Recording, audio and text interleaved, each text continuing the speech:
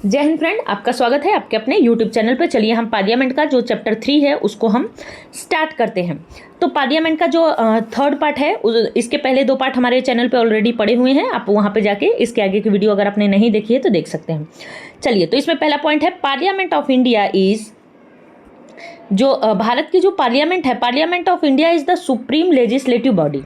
भारत की जो पार्लियामेंट है ना, वो सुप्रीम लेजिस्लेटिव बॉडी है। और वो ये क्यों है ये हमें आगे पता चल जाएगा। It is also known as the, जो हमारी पार्लियामेंट है, it is also known as the Westminster model of the government. अपनी पार्लियामेंट को Westminster model of the government कहते हैं। पहला जो हमारा नॉलेज, जनरल नॉलेज है, वो तो यही है। और क्यों कहते हैं ये हमें आगे पता चलेगा। Right to amend the constitution is vested in the parliament under article 368। Article 368 में क्या बताया गया है कि भाई साहब, जो हमारी पार्लियामेंट है ना, वो हमारे कॉन्स्टिट्यूशन को अमेंड कर सकती है। क्या कर सकती है? अमेंड कर सकती है। कैसे अमेंड कर सकती है तो ये हमें अभी पता चल जाएगा थोड़ी देर में। कैसे अमेंड कर सकती है ये हमें अभी अपने थोड़ी देर में की वीडियो में आगे चल के पता चल ही जाने वाला है। चलिए आगे देखते हैं क्या है इसमें, क्या कहानी बताई गई है। Maximum time gap between 2 session of the parliament कितना होना चाहिए? 6 मंथ का होना चाहिए। मैक्सिमम टाइम गैप कितना होना चाहिए? 6 मंथ का होना चाहिए। Lok Sabha speaker, deputy speaker, secretary general, Rajya Sabha chairman, deputy chairman etcetera are called officials of the parliament. Question यही आ जाएगा कि who is known as official of parliament. तो आपको याद रहना चाहिए, Lok Sabha speaker, deputy speaker, secretary general, Rajya Sabha chairman, deputy chairman, ये लोग इनको कहे जाते हैं। There are usually 3 session in the year. यहाँ पे यूजुअली 3 सेशन होते हैं। Budget session, monsoon session and the winter session. 3 session होते हैं। गैप कितना नहीं होना चाहिए? 6 महीने का गैप नहीं होना चाहिए एक मीटिंग के अंदर। If any member of the parliament remain absent, if any member of the parliament remains absent for 60 days without information to representative house, then his membership shall be terminated, है ना। तो यहाँ पे क्या है, इसमें हम अभी तक जितना भी टॉपिक पढ़े हैं उसमें हमें यही पता चल रहा है कि इसकी हर लाइन, ये जो चैप्टर है ना, इस चैप्टर की हर लाइन से क्वेश्चन बनता है। और यकीन मानिए, आप जब PYQs करेंगे, आप जब टेस्ट देंगे, मॉक टेस्ट वगैरह देंगे ना, तो आपको पता चलेगा कि इसकी हर लाइन से चैप्टर बनता ही है। आगे देखते हैं आर्टिकल 105। आर्टिकल 105 क्या बोल रहा है? Article 105 of the Indian constitution lay down that privilege and immunities of the member of the parliament. Article 105 parliament के मेंबर की इम्यूनिटीज और उनकी प्रिविलेज के बारे में बात करता है। For making international treaty effective, parliament can make law in the state list without the consent of state. पहली बात तो यही है। अब ये क्वेश्चन आ जाएगा कि भाई क्या पार्लियामेंट जो हमारी है वो इंटरनेशनल ट्रीटी के इफेक्टिव इम्प्लीमेंटेशन के लिए स्टेट लिस्ट पे लॉ बना सकती है बिना स्टेट के कंसेंट के? तो कुछ लोग दिमाग लगाने लगेंगे कि हाँ बना सकती है, नहीं बना सकती है। 100% बना सकती है। देखो, जहाँ बात देश की आई ना, वहाँ पार्लियामेंट कुछ भी कर सकती है। ये बात अपने दिमाग में रख लो कि अगर बात देश के इंटरेस्ट की आ गई, अगर बात इंडिया के, भारत के इंटरेस्ट की आ गई, तो पार्लियामेंट कहीं पे भी जाके कोई भी लॉ बना सकती है। अब वो लॉ सही है कि नहीं सही है, ये सुप्रीम कोर्ट बाद में देखेगी, वो बात की बात है। लेकिन पार्लियामेंट नियम बना सकती है कि नहीं, ये 100% सही है कि बात अगर वहाँ पे लिख दिया गया कि for national interest, it means our constitution allowed to parliament to make any kind of law in the interest of national income or national interest। next point जो हमारा है, speaker और chairman of the house can prohibit any member or allow any other member to speak। speaker and chairman of the house can prohibit any member and allow any other member to speak। जो speaker होता है ना, जैसे हमने नहीं देखा है आजकल यूट्यूब वगैरह पे, आजकल क्या बहुत पहले से ये सारी चीज़ें चली आती है कि जो स्पीकर होता है हाउस का, वो किसी भी आदमी को कह देता है, कोई भी जो मेंबर होता है उसको कह देता है, अरे नहीं आपका टाइम खत्म हो गया, चलिए बैठिए, और दूसरे को बोलता है हाँ चलिए आप बोलिए। तो वही बात इसमें कही गई है। नेक्स्ट है, this is called yielding of floor, ये क्या, इसको क्या बोला जाता है? Yielding of floor. ये टर्म आप लोग याद रख लीजिएगा कि what is the yielding of floor. Yielding of floor means speaker और chairman of the house can prohibit any member and allow any other member to speak. Next point is when the member of parliament change their allegiance और vote against there party in the parliament, it is called crossing the floor. अब आप लोगों को ना ये crossing the floor का term भी पता होना चाहिए कि what is the crossing the floor. Crossing the floor means क्या होता है कि अगर मेंबर ऑफ पार्लियामेंट चेंज करता है अपना वोट अगेंस्ट देयर पार्टी, अगर पार्लियामेंट का जो मेंबर है वो अपने, जैसे एक पार्लियामेंट में तो जो पार्टी आती है चुन के उसके भी मेंबर होते हैं और अपोजिट पार्टी के भी मेंबर होते हैं, कुछ छोटी छोटी पार्टियों के भी मेंबर होते हैं। अब मान लीजिए कि आप जो आम आदमी पार्टी है वो पार्लियामेंट में है, उसके 4-10 मेंबर हैं। अब वो पार्टी एक रेजोल्यूशन लाती है, लेकिन उसी पार्टी का एक मेंबर है, जैसे मान लीजिए कि उसी पार्टी के कोई मेंबर हैं, मनीष सिसोदिया साहब हैं। अब उन्होंने कह दिया कि नहीं भाई, हम तो ये पार्टी के ये वाली थॉट को हम वोट नहीं करेंगे, हम तो चल रहे हैं बीजेपी में वोट कर दे रहे हैं। तो इस चीज़ को क्रॉसिंग ऑफ फ्लोर माना जाएगा। इस चीज़ को पार्टी के थॉट का, उसके माइंडसेट का वायलेशन माना जाएगा। याद रखिएगा, ये सारे टर्म बहुत इंपॉर्टेंट है, इसको नोट करते जाइएगा अगर पॉसिबल हो पाए तो। नेक्स्ट है zero hour. What is the meaning of zero hour? ये भी जानना जरूरी है कि जीरो आवर का मीनिंग क्या है।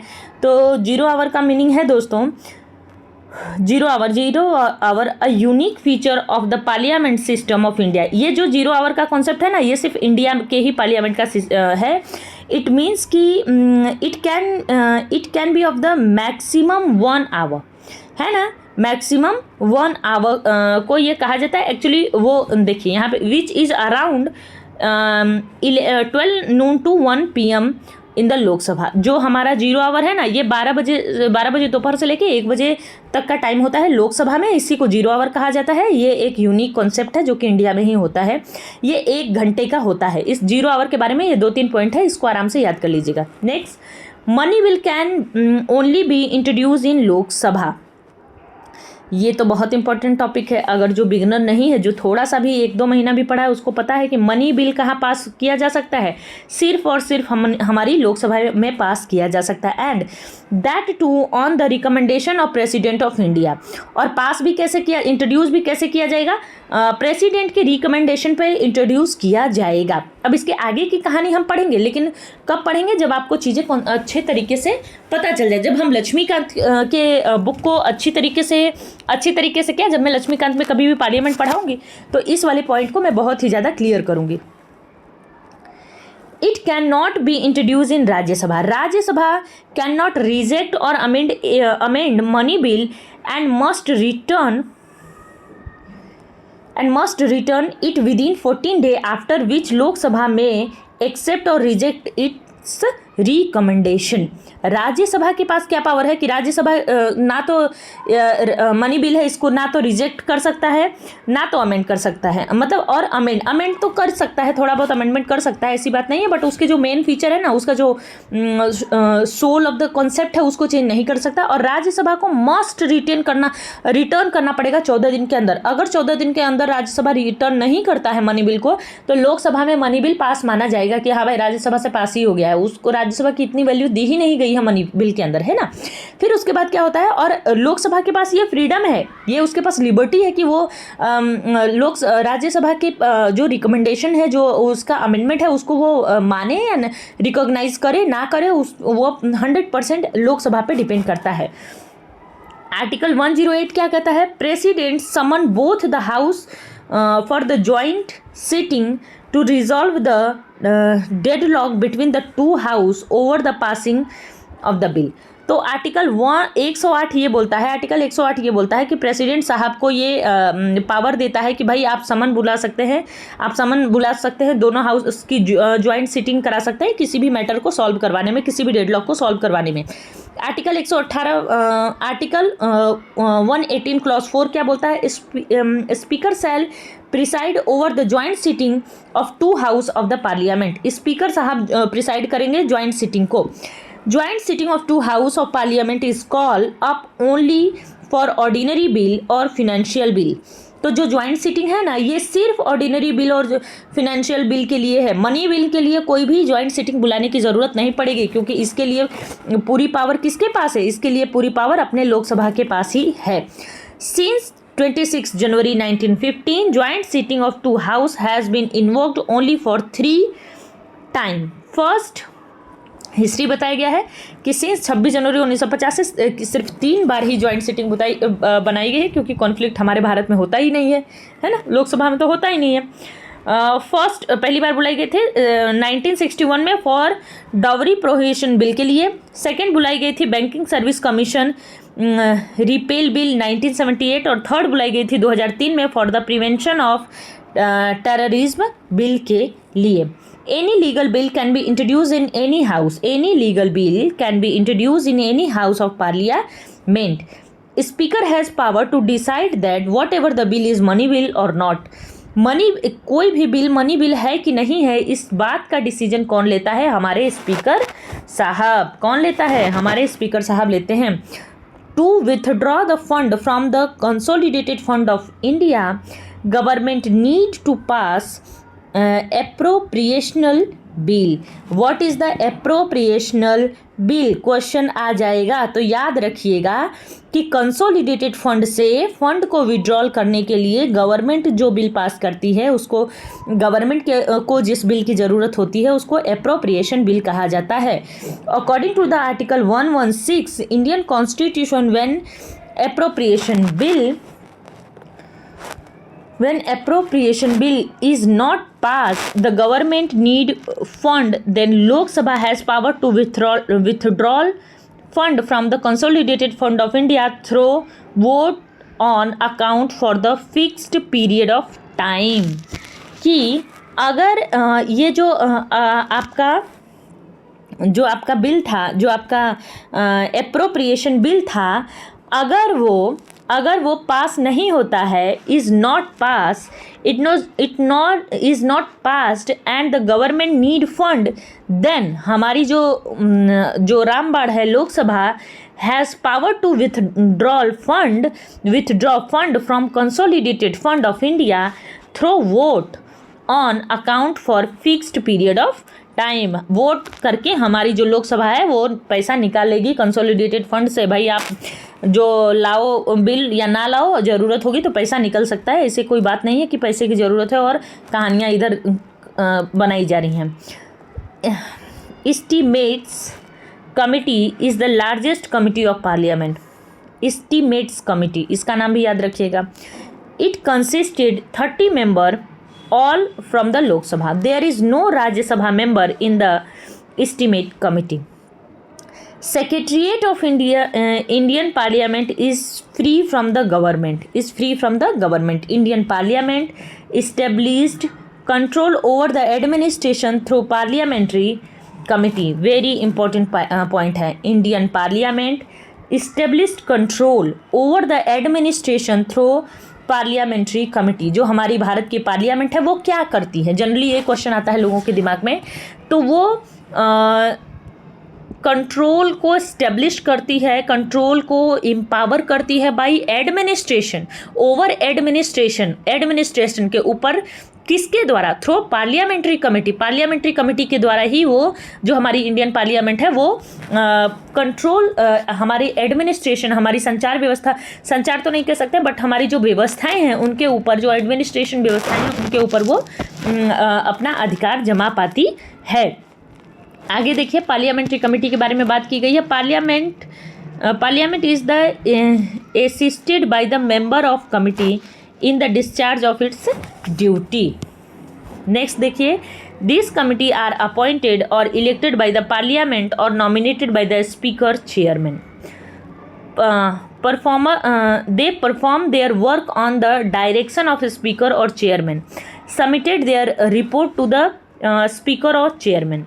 Mainly parliament committee are of two kind, standing committee and ad hoc committee. हमने पहले भी पढ़ा हुआ है ये चीज़। Standing committee are permanent. Standing committee actually important committee and work on the continuous basis, while ad hoc committee are temporary है ना, और वो इसको बीच बीच में बंद भी किया जा सकता है। जो स्टैंडिंग कमेटी है वो कौन कौन सी है उसको देख लेते हैं कि स्टैंडिंग कमेटी में हमारी फाइनेंशियल कमेटी आ जाती है, डिपार्टमेंट रिलेटेड स्टैंडिंग कमेटी आ जाती है जो टोटल 24 है, कमिटी ऑन इंक्वायरी आ जाती है, स्क्रूटनीज एंड कंट्रोल कमेटी आ जाती है, डे टू डे बिजनेस के लिए कमेटी आ जाती है, day to day business of house and house keeping committee और सर्विस कमेटी आ जाती है। अब चलिए फिनेंशियल जो ये 6 कमेटियां हैं इनके बारे में देख लेते हैं कि क्या इंपॉर्टेंट पॉइंट है। फिनेंशियल कमेटी ये क्या इंक्लूड करती है? It include public account committee, estimate committee, public undertaking committee, most of the standing committee leaving some committee consist of member from the Lok Sabha and Rajya Sabha in the ratio of 2:1. Public account committee consist 22 member. ये बस इतना याद रखिएगा कि कौन सी committee कितना member और लेती है और वो कहाँ से लेती है। 15 फ्रॉम लोकसभा, 7 फ्रॉम राज्यसभा। ये क्या एग्जामिन करती है? Examine various expenditure report and account under the preview of parliament. Estimate committee consists 30 member elected by every year by Lok Sabha from the amongst its member. All its member are from Lok Sabha only. तो ये जो estimate committee है इसके सारे member कहाँ से होते हैं? लोकसभा से होते हैं। ये टॉपिक भी आपको याद रखने की ज़रूरत है और ये सब जो चीज़ें हैं ना वो एग्जाम में मल्टीपल टाइम आई हुई हैं। ऐसा नहीं है कि आप पहली बार देख रहे हैं तो पहली बार ही है, नहीं भाई, ये सब चीज़ें 50 बार आई हुई हैं एग्जाम में। Its function is suggested alternative policies in order to bring about efficiency and economy in administration and to report improvement in organization efficiency और administrative reforms, है ना। पब्लिक अंडरटेकिंग कमेटी इसका क्या काम है? इसकी क्या कहानी है? ये देखो पब्लिक अंडरटेकिंग कमेटी है ना, ये भी 22 मेंबर को कंसिस्ट करती है, 15 from Lok Sabha and 7 from Rajya Sabha. Its analyse the account and working of the state owned PSUs, also keep a check on the disinvestment policies of various PSUs. Committee to inquiry includes committee on petition, committee on privilege and ethics committee. ये सारी कमेटियाँ देखिए इतनी important नहीं है तो इसके बारे में हम नहीं भी जानेंगे तो भी चल जाएगा। चलिए अगर आप लोग अभी यहाँ पे हम अपना ये वीडियो ख़त्म करते हैं। आप लोग अगर यहाँ तक हमारे साथ बने हुए हैं it means you all are very serious for your study, for your career, और यहाँ तक अगर हमारे साथ आप बने हुए हैं तो आपका बहुत बहुत धन्यवाद। हमारा वीडियो अगर आपको पसंद आता है तो इसको लाइक करिए, सब्सक्राइब करिए, सपोर्ट करिए हमें, और कोई भी आपका सजेशन हो तो वो सजेशन हमें ज़रूर दीजिए। इसका अगला पार्ट हम जल्दी ही अपने वीडियो पे अपलोड करेंगे, अपने चैनल पे अपलोड करेंगे। आप लोगों का बहुत बहुत धन्यवाद। Thank you.